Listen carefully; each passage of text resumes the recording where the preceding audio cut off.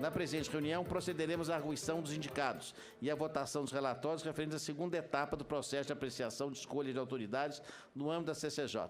Essa reunião será realizada em caráter interativo, ou seja, com a possibilidade de participação popular. Dessa forma, os cidadãos que queiram encaminhar comentários ou perguntas podem fazê-lo por meio do portal E-Cidadania no endereço www.senado.leg.br/E-Cidadania ou ligando para o número 0800 61 2211.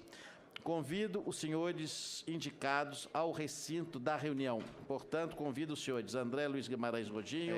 Senhoras e senhores senadores, eu gostaria de fazer aqui a sugestão, como temos 7 eminentes sabatinados, de fixar a cada qual o prazo de 10 minutos para a sua exposição. Peço, por gentileza, que cumpram esse prazo, para que, então, inicie posteriormente o processo de sabatina. Desse modo, concedo a palavra ao senhor André Luiz Guimarães Godinho para a sua exposição, ele que iniciará essa sabatina, pelo prazo de 10 minutos. Bom dia a todos. Gostaria de saudar inicialmente a todos, a presença de todos na pessoa do presidente Antônio Anastasia, digno presidente em exercício dessa CCJ. De modo especial, gostaria de dirigir um cumprimento ao meu relator deste processo, o senador Davi Alcolumbre, que honra o Estado do Amapá e todo o Brasil com sua representação. Gostaria ainda de saudar de modo especial a todos os senadores que nessas últimas semanas foram gentis e cortês no trato com todos nós candidatos, recebendo, às vezes, em seus gabinetes, às vezes nos corredores deste Congresso, da pessoa do senador Otto Alencar, Lídice da Mata e Roberto Muniz, os dignos representantes do Estado da Bahia neste Senado da República. Gostaria ainda de agradecer a presença de todos os dirigentes da Ordem dos Advogados do Brasil aqui presentes, na pessoa do nosso eterno presidente Marco Vinícius, presidente Cláudio Lamarca, que está a caminho também. Saudar a presença dos conselheiros do Conselho Nacional de Justiça, conselheiro Norberto e tantos outros aqui presentes, em seu nome, estender meu cumprimento, meu abraço, minha gratidão pela presença de todos vocês. Dito isto, cumpre registrar que esse processo que se inicia e vem a essa casa nesta data, para todos nós, certamente, acredito que todos que aqui tiveram essa mesma trajetória, sentem-se honrados e engrandecidos pela possibilidade de, nas últimas semanas, nesse último mês, ter estado muito mais próximo da atividade parlamentar, debatendo em cada gabinete, com cada senador da República, tantos projetos de interesse do povo brasileiro e que certamente nos engrandecem enquanto cidadãos, reforçam a nossa crença no Estado democrático e nos princípios republicanos. Muito bem. Sou advogado, bacharel em Direito, formado pela Universidade Católica do Salvador, no ano de 2002, pela Universidade Católica. Depois tive a oportunidade de fazer 2 cursos de pós-graduação, na Universidade Federal da Bahia, no curso de Processo Civil, e pela Fundacem, o curso de Direito Eleitoral. Atividade institucional em favor da advocacia tem me permitido, ao longo dos anos, ser palestrante em diversos eventos jurídicos, em especial a Conferência Nacional da Advocacia realizada no Rio de Janeiro, mas inúmeras outras palestras proferidas em diversos estados da Federação, especialmente tratando do tema das sociedades de advogados, que é o tema da comissão que presido honrosamente desde a gestão do presidente Marco Vinícius e agora nessa gestão também do presidente Lamáquia, e que me tem dado a oportunidade de conhecer diversas realidades do judiciário brasileiro. Da mesma forma, no âmbito do Estado da Bahia, o presidente Luiz Viana aqui saúdo, aqui presente, da nossa Ordem dos Advogados, tem a oportunidade de estar correndo todas as subseções do Estado e ver as dificuldades de um país continental, de dimensões continentais, que trazem diferenças gritantes, dificuldade de acesso, por exemplo, à rede de internet, que dificulta muitos advogados, especialmente da região oeste do meu Estado da Bahia, de terem acesso ao processo eletrônico. Então, são essas diversidades e essa vivência institucional em diversos estados e em diversas cidades do nosso Estado da Bahia que certamente me credenciam e somam a minha trajetória, uma experiência que poderá certamente ser exitosa no Conselho Nacional de Justiça se merecer a honrosa ratificação deste Congresso Nacional. Como disse, sou conselheiro federal do AB, estou na segunda gestão de conselheiro federal do AB, onde tenho a honra de integrar a Câmara de Processos Éticos Disciplinares. Já tive, inclusive, a oportunidade de presidir dezenas, centenas, talvez, de julgamentos éticos disciplinares no Conselho Federal e já ter relatado mais de 150 processos éticos disciplinares de colegas advogados e fiz, inclusive, a questão de anexar o nosso processo aqui de habilitação neste na CCJ essa certidão desses julgamentos realizados. Presido, como disse, a Comissão Nacional de Sociedade de Advogados desde o ano de 2013, onde pude, juntamente com toda a advocacia brasileira, comemorar duas grandes vitórias que eu gostaria de registrar. Primeira,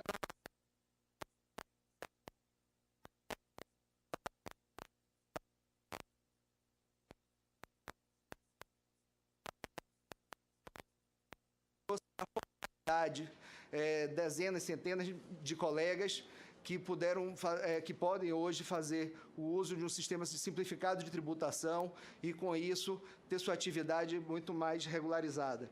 Da mesma forma, no final de 2015, tivemos a aprovação da Lei 13.247 de 2016, que trata das sociedades unipessoais da advocacia, também uma demanda antiga da advocacia brasileira, que se equipara às EIRES.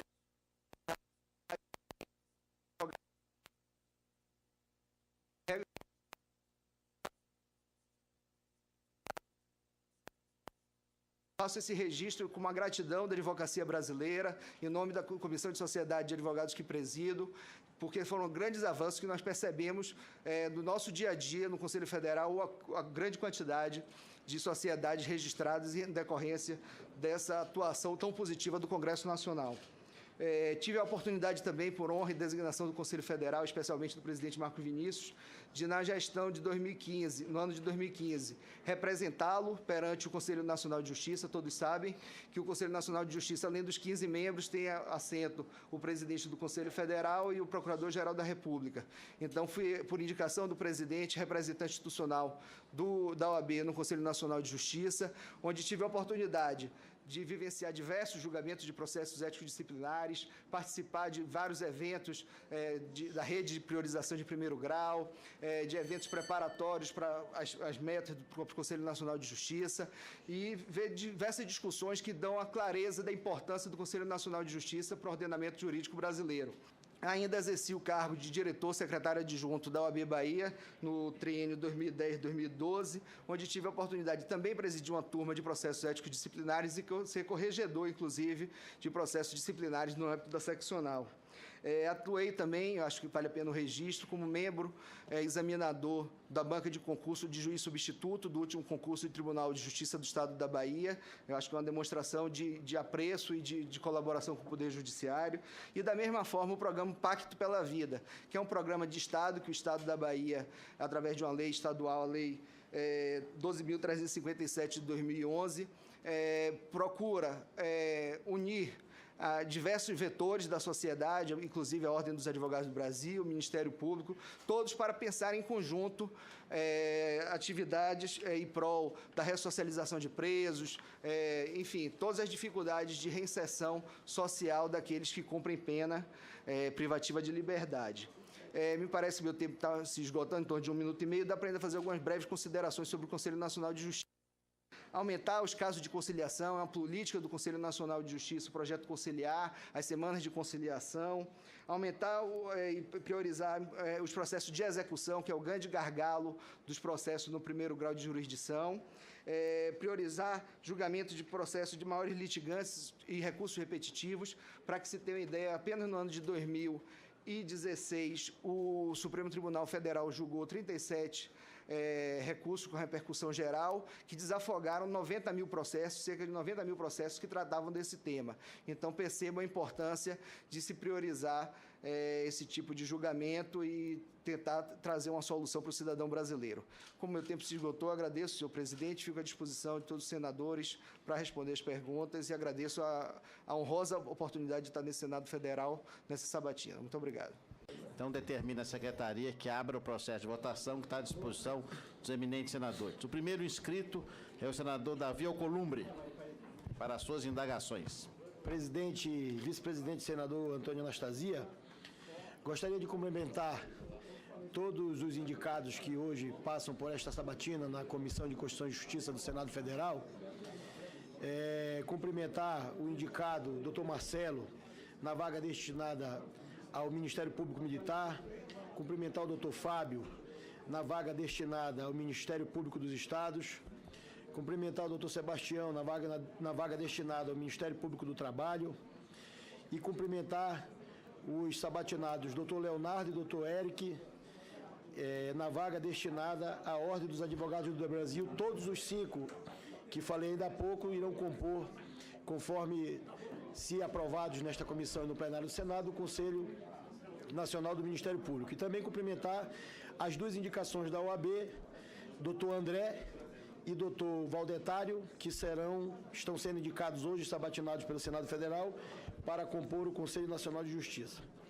Na verdade, senhor presidente, era para registrar a honrosa missão que foi me dada pelo senador Edson Lobão, de relatar a matéria da indicação do senhor Dr. André Luiz Guimarães Godinho. Nós recebido o Dr. André no gabinete, tivemos uma longa conversa a respeito dos assuntos pertinentes ao Conselho Nacional de Justiça.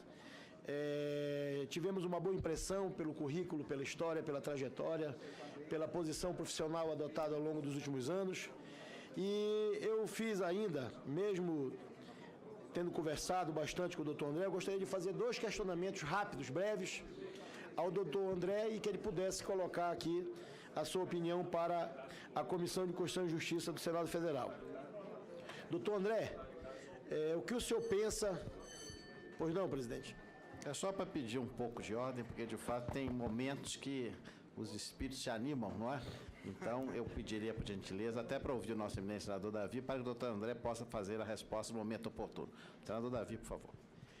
Doutor André, o que o senhor pensa sobre a posição e sobre a composição do Conselho Nacional de Justiça ser majoritariamente de magistrados do membro do Ministério Público? Não favorece decisões corporativas?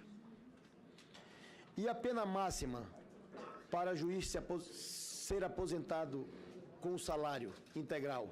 O que é que o senhor pensa sobre essa visão? Qual é a sua opinião que o senhor tem sobre esse questionamento? E o segundo questionamento era que, diante, doutor André, dos recentes acontecimentos envolvendo membros julgadores dos tribunais de contas, o que Vossa Senhoria pensa, e gostaria que fosse exposto aqui na CCJ, que os tribunais de contas, se os tribunais de contas deveriam passar a ser fiscalizados pelo CNJ.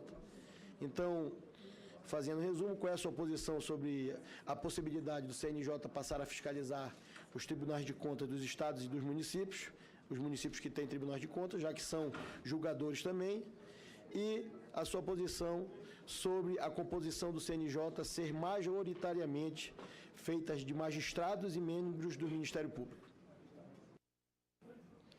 Muito obrigado, senador Davi. Nós adotaremos com a aquiescência do plenário o procedimento que vamos ouvir 3 senadores e depois aqueles sabatinados que forem indagados farão a resposta. O senador Davi fez as perguntas ao doutor André, que anotou, e daqui a 3 senadores nós daremos a palavra.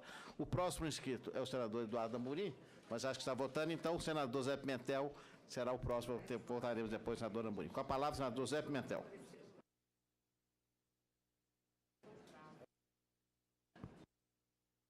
Tem que liberar. Liberou. Senador Anastasia, quero saudar nossos pares, saudar o Cláudio Lamarck, que é o nosso presidente nacional, saudar o Marcos Vinícius, com quem trabalhamos muito na construção da Previdência complementar aqui dos advogados do Brasil. Na época eu tive a oportunidade de ser ministro da Previdência Social nesse desenho, que depois serviu como exemplo para uma série de outros segmentos da sociedade, a exemplo dos médicos e tantos outros. Saudar o Marcelo Mota, meu presidente, que sucedeu o Valdetário, e em nome dele saudar os advogados presentes do nosso estado, o estado do Ceará. Eu já relatei muitas matérias aqui na Comissão de Constituição e Justiça, de pessoas indicados seja para o CNJ, seja para o Conselho Nacional do Ministério Público, diretamente para as Cortes Superiores. Mas eu diria que o relato para indicar o Valdetário Monteiro, como sempre eu chamo, doutor Valdetário, foi um dos nomes mais tranquilos que eu encontrei, pela sua forma de exercer a sua atividade, seja como professor, como estudante, que eu o conheci durante a sua vida na academia, seja como mestrando, agora lá na cidade do Porto, em Portugal. Portanto, foi um relatório muito tranquilo e peço aos meus pares que podem votar sem nenhuma sombra de dúvida, que já indicamos muitos bons nomes para o Conselho Nacional de Justiça e o Valdetário será mais um que vai complementar esse conjunto de outros nomes que lá se encontram, a exemplo dos outros que aqui estão sendo arguídos nessa manhã dessa quarta-feira. Quero registrar também de que nós precisamos ter uma grande preocupação com a morosidade do Poder Judiciário. Eu diria de que hoje é um dos problemas mais graves. Resolvemos a questão do acesso ao Poder Judiciário. Esse sistema de acesso hoje permite que o Brasil tenha mais de 100 milhões de ações, algo em torno de 105 milhões de ações. E isso tem a ver com a lentidão com que nós prestamos a prestação jurisdicional. Aqui, professor Anastasia, nós temos discutido muito sobre essas questões. Eu indagaria aos nossos pares o que nós podemos fazer a mais para diminuir esse prazo na prestação jurisdicional. O Senado Federal, o Congresso Nacional, a Presidência da República sancionou tanto a lei de arbitragem atualizada depois de 10 anos, como também a lei da mediação.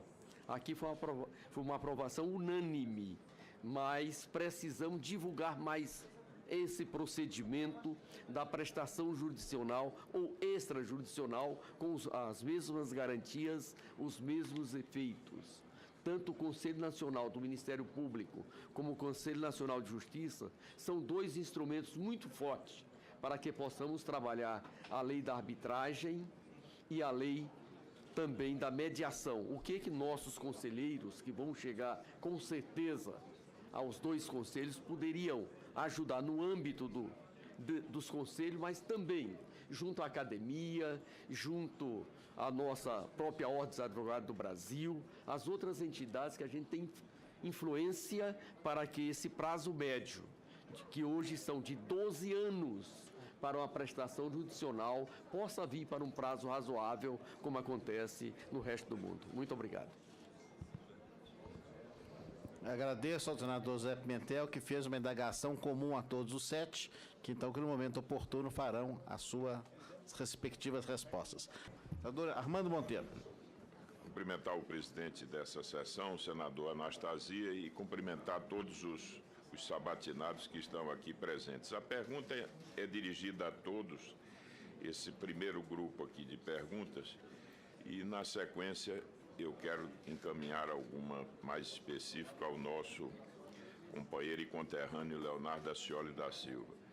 O Senado Federal recentemente instituiu uma comissão especial destinada a avaliar a questão da aplicação do teto remuneratório aos agentes públicos. Uma das distorções apresentadas no relatório final desta comissão se refere à decisão do Conselho Nacional do Ministério Público, no alto do pedido de providências, de determinar os procuradores-gerais de justiça dos Ministérios Públicos estaduais que adotem imediatamente o valor do subsídio do Procurador-Geral da República como referência para fins de pagamento de subsídio dos membros do Ministério Público, extensivo aos inativos e pensionistas, observado o escalonamento previsto no artigo 93º, 5º da Constituição Federal. No entendimento de Vossa Senhoria, o Conselho Nacional do Ministério Público extrapolou a sua competência ao tomar essa decisão? Decisões como a tomada no citado pedido de providências podem indicar que está havendo uma influência corporativa no funcionamento do Conselho Nacional do Ministério Público? Qual a avaliação de Vossa Senhoria sobre isso? O que pensam de um eventual aumento do número de representantes da sociedade civil no colegiado, como forma de reduzir ou mitigar essa influência corporativa? Isso poderia ferir a autonomia do Ministério Público ou representaria, pelo contrário, seu fortalecimento na medida em que ampliaria o acesso do cidadão a essa instância.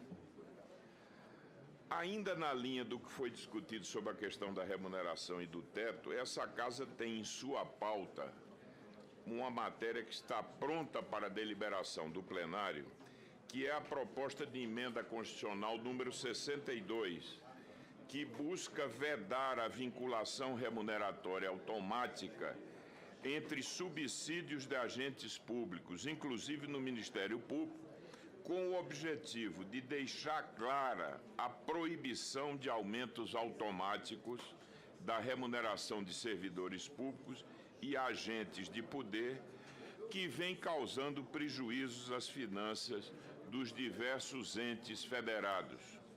Qual a sua avaliação, a avaliação de Vossa Senhoria, sobre a atual sistemática de remuneração dos membros do Ministério Público, tanto do ponto de vista das normas em vigor, como da prática que tem sido adotada? E, finalmente, a pergunta é que, a meu ver, reflete um pouco uma preocupação. Presidente, eu queria pedir, se fosse possível, aos companheiros. Esse apelo é o meu permanente, senador Armando Monteiro. Mas é como diz Vossa Excelência, os espíritos às vezes se animam. Sempre. Mas, por gentileza, com a palavra, senador Armando Monteiro.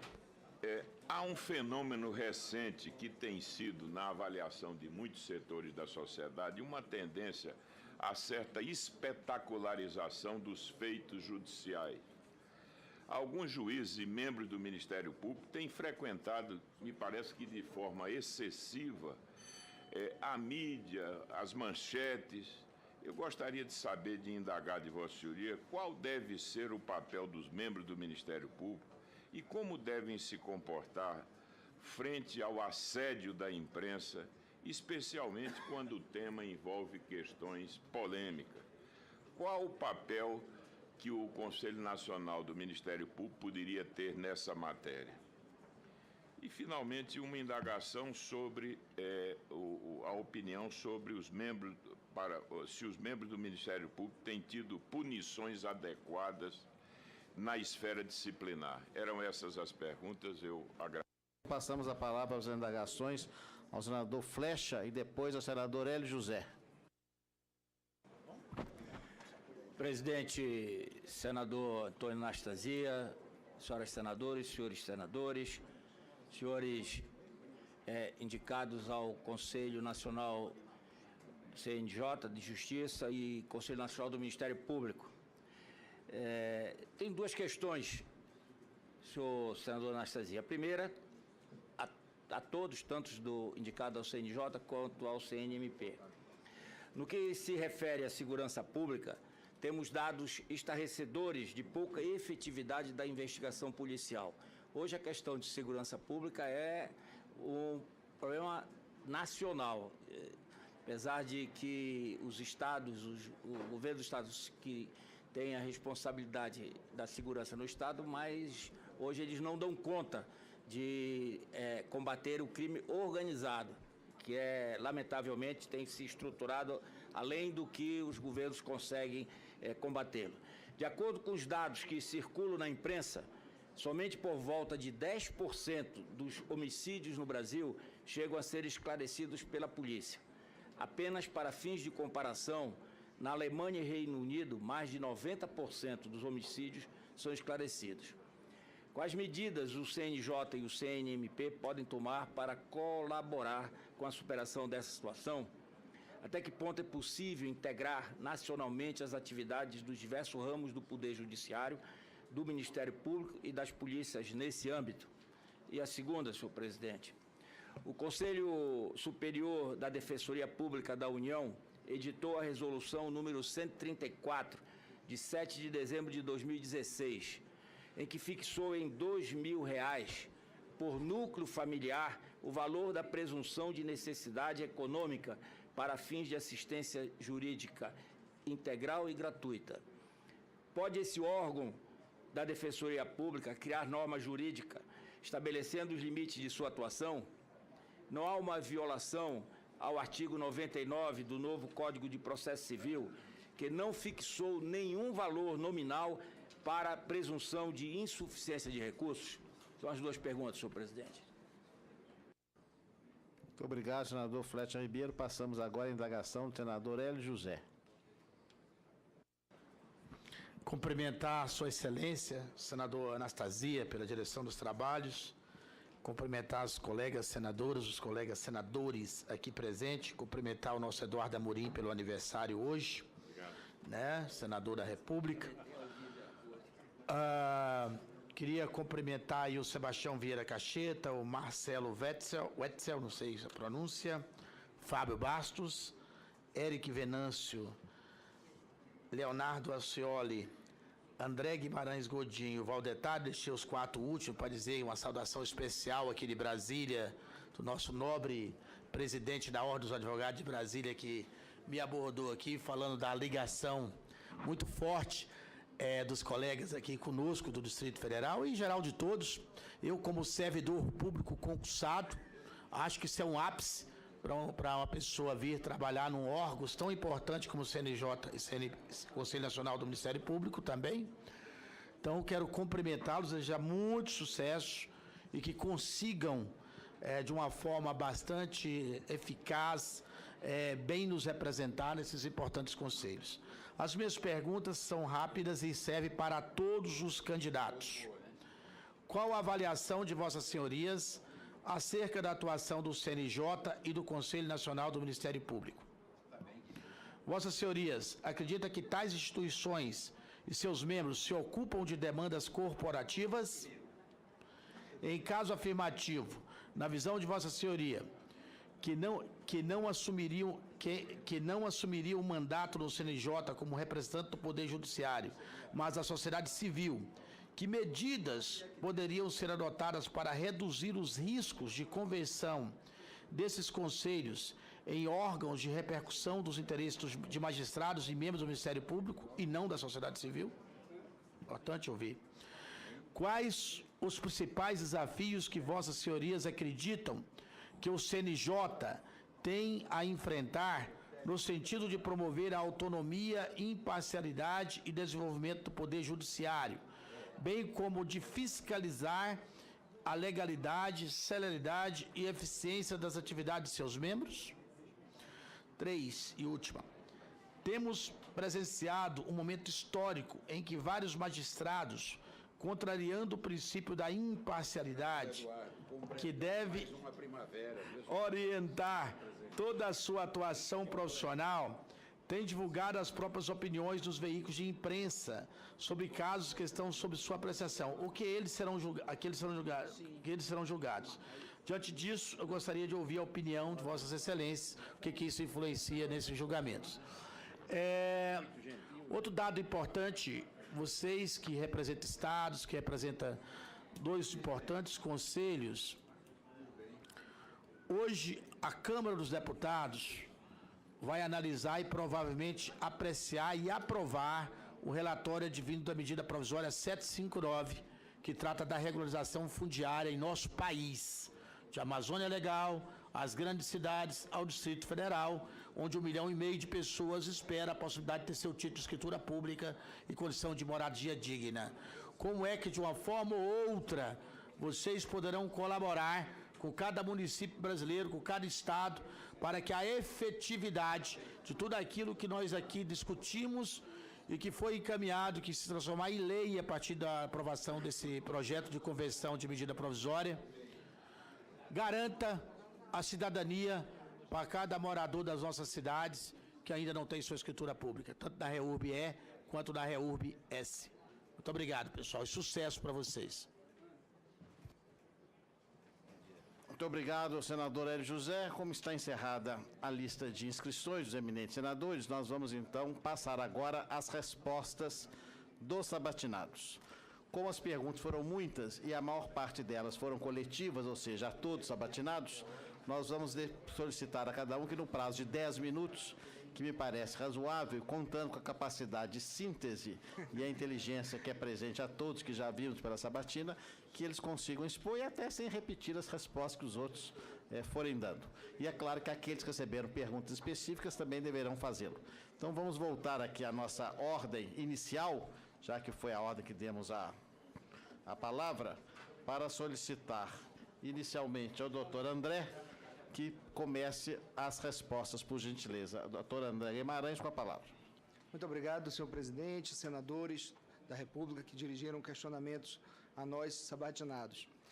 Inicialmente, respondo ao questionamento inicial do senador Davi Alcolumbre, meu digno relator, no processo que tramitou aqui nessa CCJ, e nessa primeira resposta eu acho que também consigo sintetizar um questionamento do senador Hélio José sobre a autonomia e independência do julgamento no âmbito do Conselho Nacional de Justiça, de modo mais especial, já que para lá estou me habilitando, frente à composição majoritária de membros do Conselho Nacional de Justiça oriundos da própria magistratura. Como Vossas Excelências, obviamente, têm conhecimento, foi a opção do legislador desse Congresso Nacional, através da Emenda Constitucional 45 de 2014, inserir o Conselho Nacional de Justiça no inciso 1º do artigo 92 da Constituição, como órgão do Poder Judiciário, com a formação no artigo 103b da Constituição, de 15 membros, sendo 9 deles integrantes da Magistratura Nacional, os mais dignos e mais elevados tribunais da República. O Conselho Nacional de Justiça é presidido pela presidente, atualmente, do Supremo Tribunal Federal. O Corregedor Nacional de Justiça é o ministro do STJ. Temos representações do TST, da Justiça Federal, dos desembargadores estaduais. Então, os 9 membros da magistratura são membros experientes, com a vivência de serviço à magistratura nacional, que com certeza, sem qualquer sombra de dúvida, lhes garante independência, capacidade de discernimento para poder fazer um julgamento com a isenção necessária. Além disso, temos mais 2 membros do Ministério Público, 2 representantes da OAB e 2 indicados representantes da sociedade civil. Como disse o senador Hélio José, logo no início da minha apresentação, o sonho da advocacia brasileira é que tivéssemos um controle externo da magistratura. Não foi essa a opção legislativa, o que é compreensível, porque essas demandas, naturalmente, vistas pelo ângulo da advocacia são uma, tenho certeza que pelo ângulo da magistratura são outras. Tenho certeza, inclusive, porque esta casa recentemente sabatinou o ministro Noronha, eu tive a oportunidade de acompanhar a sabatina, e ele pensava e pensa, com razão, pelos motivos de fundamentação dele, de que seria o mais correto que o julgamento dos processos dos magistrados fosse exclusivamente pela magistratura. Então, naturalmente, que é dessa simbiose, desses posicionamentos que o Congresso Nacional atua e entendeu que deveria ter essa composição que se encontra incerta no artigo 103b da Constituição. Eu não tenho dúvida que, para efeitos de julgamento, isso não prejudica, do ponto de vista correcional, a independência, a autonomia do CNJ para poder julgar. Digo isso porque, como eu também registrei, fiz parte do Conselho Nacional de Justiça como representante institucional da AB e vi a seriedade dos julgamentos lá postos. Agora, continuo com o posicionamento da Ordem dos Advogados do Brasil, no sentido que muito melhor seria se fosse um órgão paritário. É como penso, é como a advocacia brasileira pensa, sobretudo quando se pensa no Judiciário, no Conselho Nacional de Justiça, como órgão não só fiscalizador da atividade correcional da magistratura, mas como órgão de planejamento do Poder Judiciário. Então, se maior fosse a representação da sociedade civil, acredito eu que teria muito mais importância o Conselho Nacional de Justiça, sobretudo nessa função de planejar, de gerir o Poder Judiciário, com visões antagônicas de outros agentes externos à magistratura. Então, em suma, eu penso que, do ponto de vista correcional, não há prejuízo, mas para essas outras tão importantes funções do Conselho Nacional de Justiça, seria muito importante uma composição paritária, ou ainda que, ou se não paritária, pelo menos majorada dos representantes da sociedade civil, indicados por esse Congresso e indicados pela Ordem dos Advogados do Brasil. Em relação à pena de aposentadoria, convencimentos que tantas críticas têm recebido da sociedade brasileira nesse momento. Infelizmente, é o que temos para hoje. Nossa lei orgânica da magistratura é de 79, como Vossas Excelências sabem, precisa efetivamente de uma atualização. Só tem 6 tipos de penas previstas, sendo que a de demissão, que era o inciso 6º justamente, não foi recepcionado como constitucional pelo Supremo Tribunal Federal. Portanto, a pena máxima a ser aplicada ao magistrado que cometeu alguma irregularidade grave, já que é a pena mais gravosa, seria a de aposentadoria com vencimentos. Isso se justifica pelo fato de o magistrado, ainda que afastado, permanecer com todos os impedimentos da magistratura, não podendo naturalmente advogar, nem exercer qualquer outra atividade, mesmo estando afastado. Mas, naturalmente, que merece também uma crítica a essa penalidade, será mais gravosa, uma vez que para muitos parece um prêmio, na verdade, se ter uma aposentadoria com vencimentos diante de uma constatação de uma irregularidade grave. Então, necessário um aprofundamento, uma nova discussão, uma nova legislação que trate uma nova lei orgânica da magistratura. O Supremo, até o final da gestão do ministro Lewandowski, consolidou um novo projeto que ainda não foi encaminhado a esse Congresso Nacional, naturalmente, por tratar de disciplinar o Poder Judiciário e iniciativa do Supremo Tribunal Federal.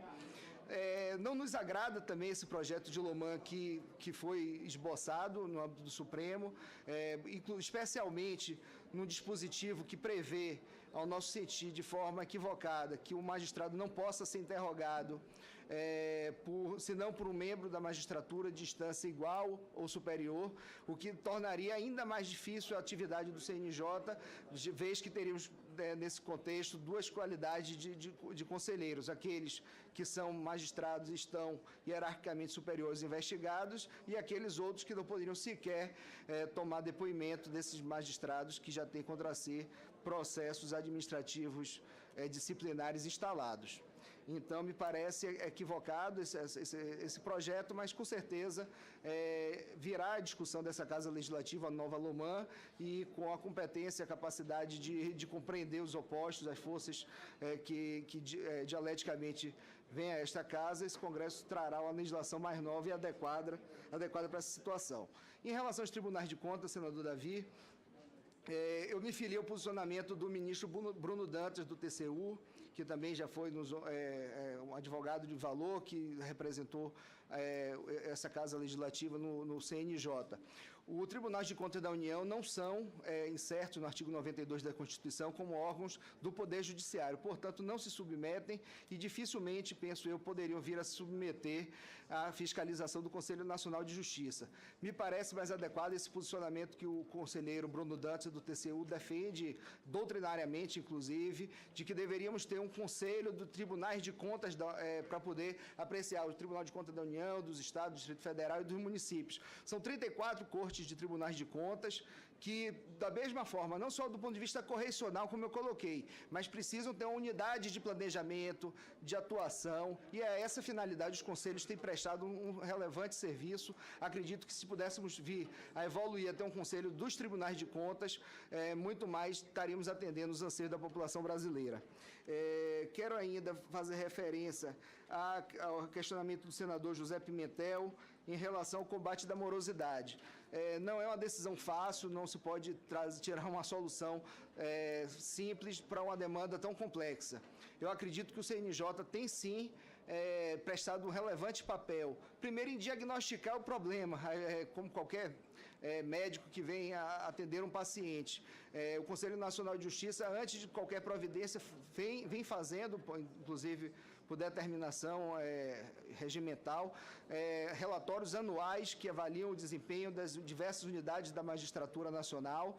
E, com isso, consegue identificar os gargalos, como eu disse na minha apresentação também, a fase de execução é um gargalo, os processos ficam retidos no primeiro grau de uma forma muito maior do que nas outras instâncias, justamente porque existe um acúmulo de processo muito grande, um crescente número de demandas por diversos serviços de telefonia, de televisão, enfim, demandas de massa que comprometem cada vez mais o acúmulo de processos. E o Conselho Nacional de Justiça tem criado metas justamente para diminuir essa taxa de retenção, que o número de processos julgados por ano seja maior, supere o que ingressem a cada exercício, focos, como eu disse também, nos processos mais antigos, para que não se avalie a produtividade exclusivamente com base em números de processos apreciados, mas também possa se dar vazão aos processos de maior complexidade, que não podem ficar se eternizando aguardando decisão do Poder Judiciário.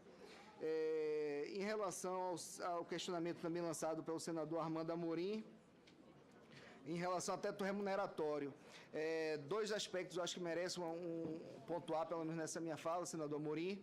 Um é que o Supremo, através da decisão do ministro Luiz Fux, sobrestou a apreciação da questão do auxílio moradia. Portanto, o CNJ, neste momento, não tem nem como apreciar demandas dessa natureza, uma vez que o processo se encontra judicializado no âmbito do Supremo Tribunal Federal. E posso dizer, por ter, inclusive, acompanhado o presidente da OAB num julgamento recente, há coisa de 15, 20 dias atrás, no Supremo, em que se discutia a duplicidade de teto remuneratório quando há acúmulo de funções. Exemplo, o ministro do Supremo, que acumule também a função de ministro do TSE ou uma outra função de magistratura, por exemplo, como é permitido pela LOMAN. E entendeu-se que, nesse caso, o teto deve ser observado por atividade, de modo que não se impeça, não se desestimule que o magistrado venha a exercer uma outra função ou que por ela fique sem qualquer remuneração. Então, são matérias que também precisam de uma apreciação. Naturalmente, o teto remuneratório da magistratura é alvo de muitas críticas e merece uma apreciação também legislativa dessa Casa e desse Congresso Nacional. Eu acredito que, em linhas gerais, foram esses os questionamentos. Eu agradeço a oportunidade, senador Anastasia. Muito obrigado, doutor André, pelas respostas, pela concisão e cumprimento do nosso prazo. A votação, vamos fazer agora a apuração. Determina a secretaria que faça a apuração. Nós temos ali, portanto, a aprovação e vou fazer aqui a proclamação formal do resultado para determinar o encaminhamento ao plenário. Resultado. Em relação ao indicado André Luiz Guimarães Godinho, 26 votos sim, nenhum voto não.